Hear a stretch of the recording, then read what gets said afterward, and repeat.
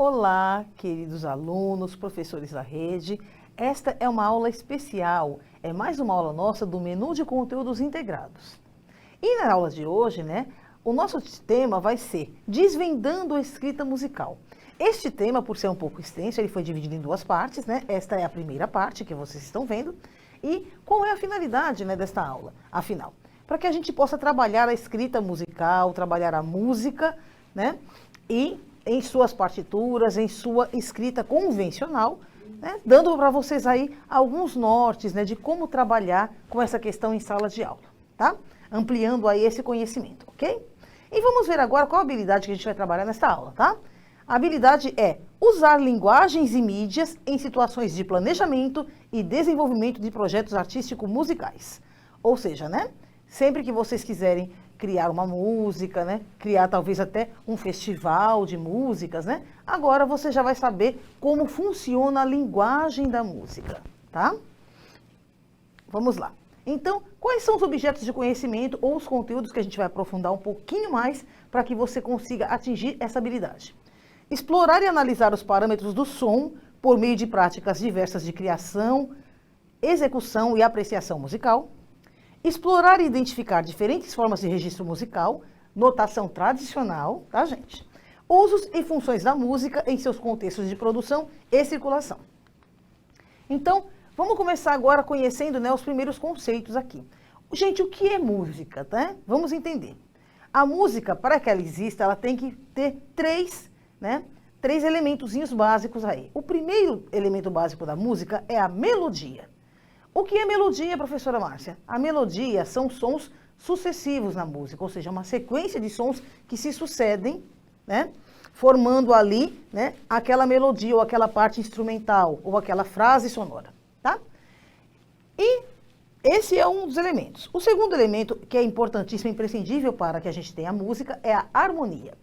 A harmonia é quando ocorrem os sons simultâneos, ou seja, o que é harmonia? É quando eu consigo harmonizar ou combinar de maneira harmoniosa, de maneira correta, de maneira audível, e sensível, esses sons que acontecem de maneira simultânea. Então, vamos observar.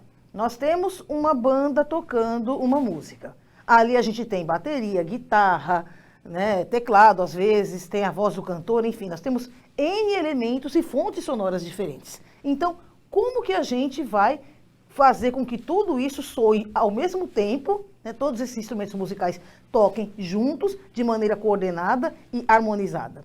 Exatamente quando a gente tem a questão da harmonia, quando a gente consegue fazer com que esses sons, mesmo simultâneos, todo mundo tocando junto, um não fique mais aparecendo mais que o outro, um não fique cortando a frente do outro, enfim, Então, é dessa forma que a gente vai e realiza essa parte, tá? Então, não pode existir música sem harmonia, certo? E nós temos também a questão do ritmo, tá? O que é ritmo? São sons ordenados, ou seja, harmoniosamente ordenados, dentro de determinado tempo na música. Então, o ritmo, gente, ele tem tudo a ver com o andamento e cadência da música, tá? Então, o ritmo, ele não apenas se refere ao estilo de música, Mas esse ritmo, essa ordenação desses sons no tempo é que vai determinar, E vai dar dinâmicas e nuances diferentes na música. Então, o ritmo são a ordenação de cada som dentro de determinado período de tempo, dentro da música, dentro dos compassos, enfim, que a gente vai estudar mais à frente, tá? Então, dessa forma, gente, o que vem a ser música, afinal? É a combinação harmoniosa de sons dentro de determinado espaço de tempo, tá? Isso é música, tá bom, gente? Olha só.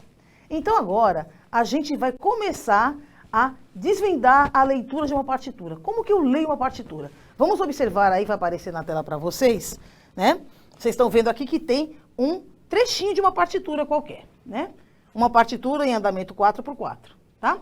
Então, como que a gente faz para fazer essa leitura? O sentido de leitura, primeiro eu tenho que saber como é que eu faço para ler, Então, a gente lê sempre da direita para a esquerda, tá? E sempre de baixo para cima. Nunca se lê uma partitura, como se fosse um livro, de cima para baixo. Você lê sempre de baixo para cima, tá? E dentro desse contexto, gente, quanto mais abaixo a nota tiver, olha aqui, observa aqui, tá? Ó, peraí, deixa eu dar uma ajeitadinha aqui, que a nossa tela deu uma mexida. A nossa tela deu uma mexidinha aqui, tá? Vamos lá. Ó, observa aqui, ó. Quanto mais abaixo, tá?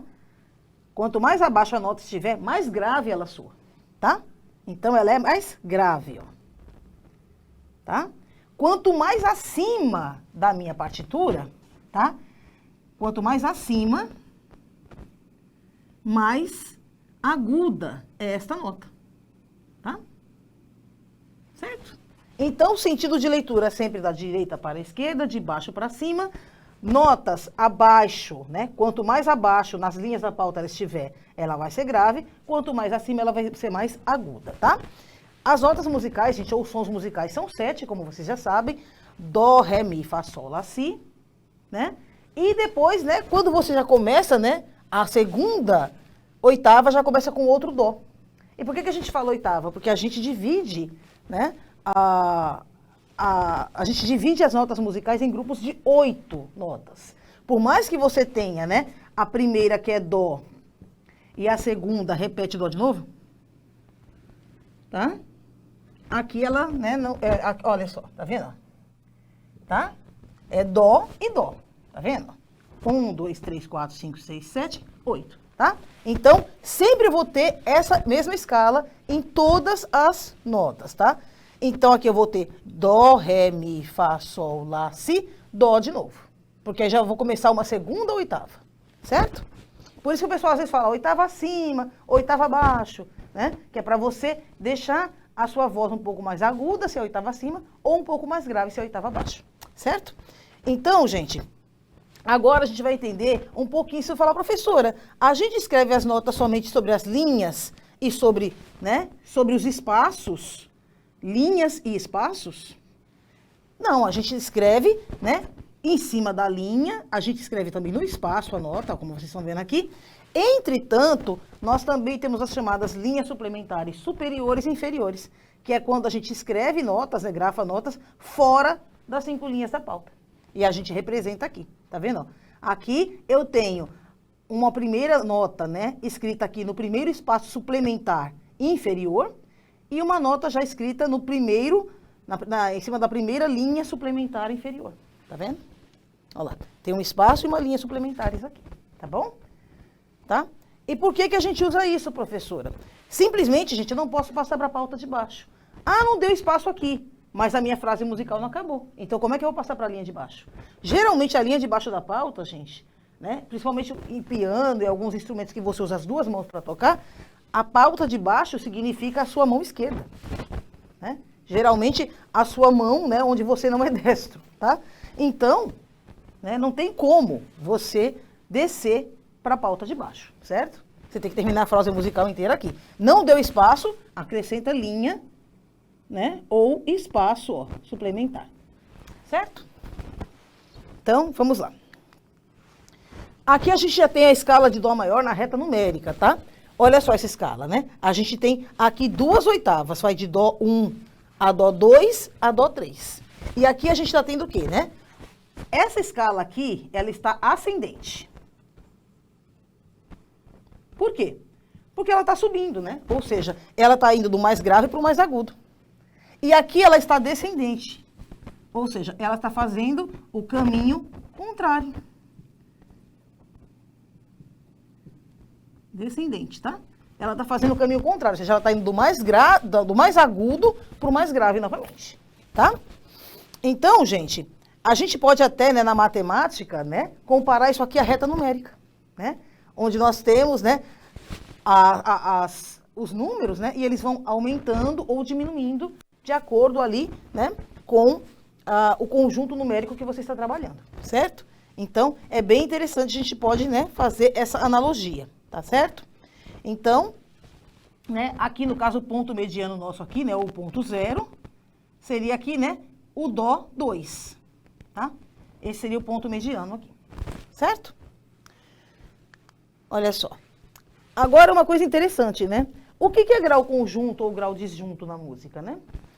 Vamos dar uma olhadinha. Aqui eu tenho um grau conjunto, por quê? Eu tenho uma nota e a outra nota seguinte, ela sucedeu a primeira. Tá vendo, ó?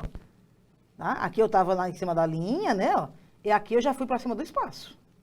Tá? Então, ó, ela está, né, numa sequência. Aqui eu tenho uma nota aqui embaixo e outra já está lá em cima, tá? Então, aqui eu chamo isso de grau disjunto, tá? Então, não tem uma nota sequenciada da outra, eu tenho um intervalo aqui, né? Na verdade, eu tenho intervalo de um espaço, né, inteiro aqui. Tem intervalo de um espaço aqui, ó, entre uma nota e outra.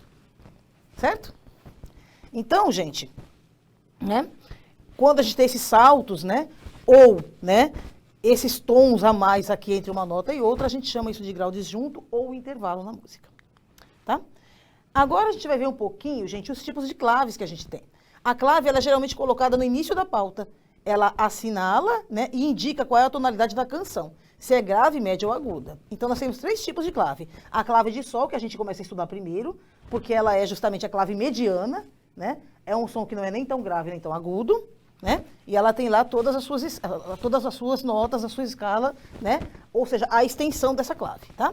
A clave de dó corresponderia, né, às notas mais agudas. Então, a tessitura de dó, ela é bem aguda. É mais para instrumentos mais agudos, violinos, violas, né, flautas. Então, geralmente, esses instrumentos musicais ficam grafados na clave de dó, tá? Que é uma clave que é responsável pela representação dos sons agudos. E a clave de fá é justamente a representação, né, dos sons graves, ou seja, tubas, né, trombones, tá? Eles já entram aqui na clave de fá, que é a clave onde nós temos as tessituras mais graves dentro da música, certo? E aí, gente, agora, né, para vocês um desafiozinho, tá? Vocês vão solicitar aos seus alunos fazer a escada dos sons. Como é que funciona esse desafio, tá? Os alunos de vocês irão desenhar num papelzinho, né, como se fosse uma pequena escadinha. E eles vão colocando ali as notas, de dó a dó, né? E eles podem, inclusive, fazer ascendente para um lado e descendente para o outro, tá? E peçam para que os alunos cantem com vocês, né? Dó, ré, mi, fá, sol, lá, si, dó, si, lá, sol, fá, mi, ré, dó. Para eles poderem ter essa questão, né, desse ir e voltar e gravar esses sonzinhos na cabeça. Certo, gente? A gente volta já já.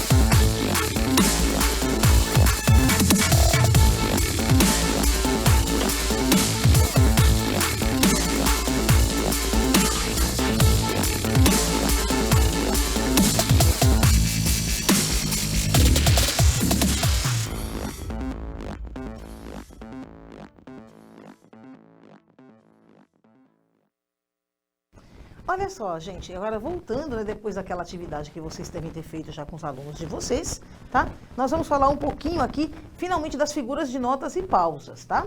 Elas são muito importantes, por quê? Porque é aí que eu vou descobrir quanto tempo vai durar cada nota, tá bom? Então, aqui, ó, nós temos, tá? A representação aqui, né, nessa primeira tabela. Essa tabela, gente, é a tabela de valores relativos das figuras de nota e figuras de pausa. Observem que para cada figura de nota, nós temos uma figura de pausa correspondente, certo?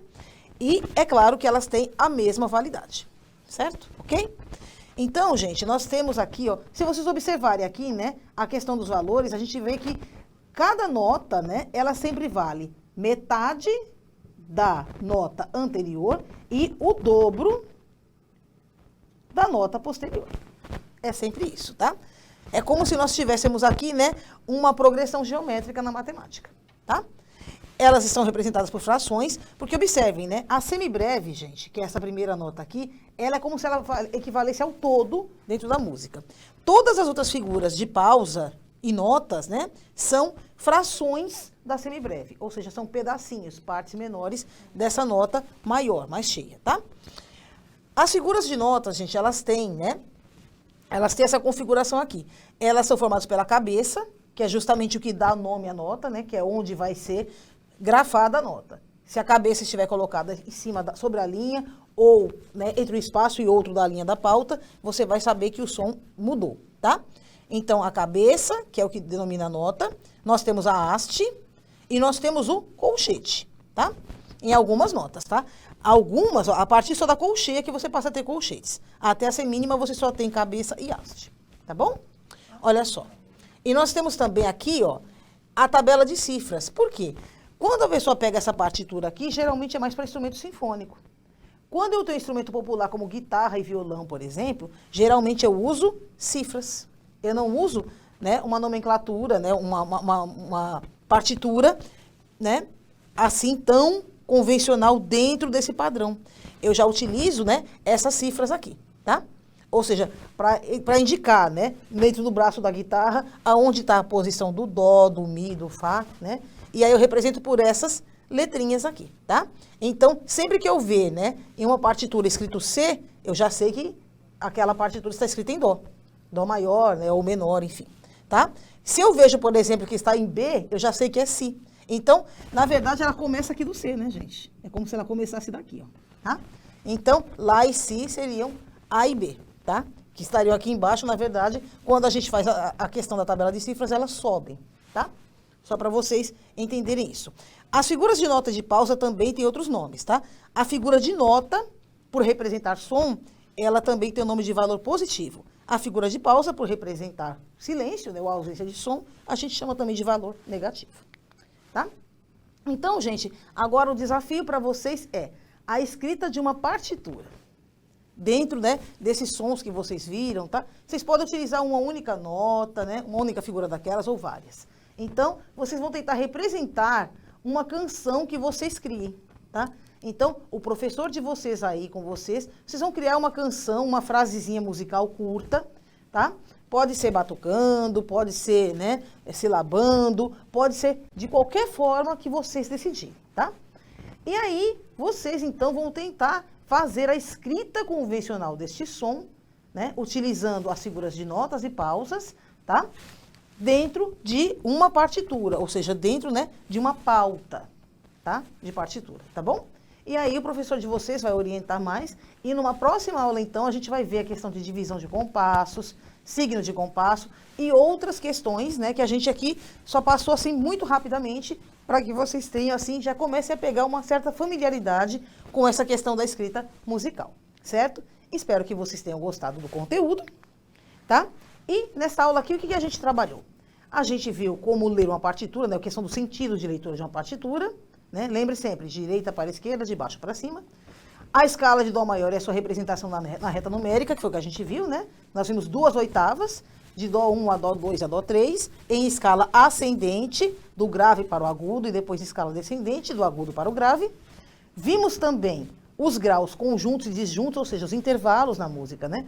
Quando eu tenho grau conjunto, significa que eu tenho notas sucessivas dentro, né, da minha pauta. Quando eu tenho grau disjunto ou intervalo, significa que eu tenho uma nota aqui embaixo, mais grave, e outra aguda lá em cima. E eu tenho aqui, né, várias, né, espaços e linhas da minha pauta, né, que estão, vários graus aqui de intervalo entre uma nota e outra, tá? Nós vimos também os tipos de claves, né? Clave de sol, a que a gente começa a estudar primeiro, por ser, né, aquela clave mediana, que o som não é nem tão grave nem tão agudo. Nós vimos também a representação da escala de Dó, onde nós temos todos os sons mais agudos dentro da música, né? E as tessituras mais agudas, no caso violinos, flautas, etc. E nós vimos também a clave de Fá, que seriam a representação de sons graves, né? Instrumentos graves como tuba, né? Trombone, etc. Tá? E a gente viu então a representação delas. E a gente também viu a tabelinha aqui da figura de notas e pausas e vimos também a questão dos valores relativos, né? Sempre uma nota vale metade da anterior e o dobro da posterior. E elas estão representadas por frações, uma vez que todas as figuras de nota e pausa são frações da semibreve, que equivaleria ao todo. Certo? Espero que vocês tenham gostado e a gente se vê. Até a parte 2 desta aula. Muito obrigada e a gente se fala. Tchau, tchau.